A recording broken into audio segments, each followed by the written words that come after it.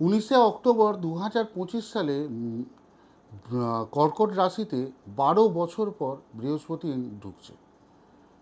মাত্র থাকছে 2 মাসের জন্য আপাতত, তারপরে আবার 6 ডিসেম্বর 2025 সালে পর্যন্ত থাকছে। আবার সূর্য বক্রী হওয়ার পরে, বৃহস্পতি বক্রী হওয়ার পরে সেটা আবার ফিরে যাচ্ছে, আবার 6 জুন আবার আসছে।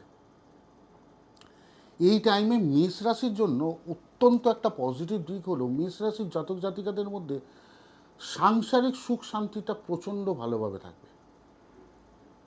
এবং তার জন্য একটা টোটকা আপনাদেরকে বলছি।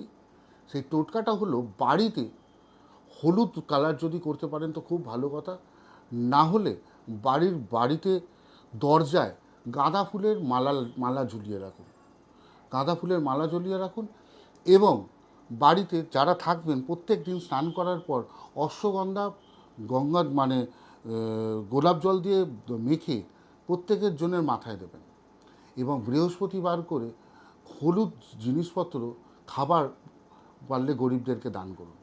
আপনারা দেখবেন শুধু আপনাদের সাংসারিক জীবন ভালো থাকবে, শুধু সেইটুকু নয়, এর সাথে সাথে আপনাদের বাচ্চাদের এডুকেশন পর্যন্ত অত্যন্ত ভালো হয়ে যাবে। এটা করে দেখবেন, ভালো থাকবেন। না হলে আমার কমেন্ট বক্সে আপনারা জানাবেন আপনারা কেমন রেজাল্ট পেলেন। নমস্কার, ভালো থাকবেন।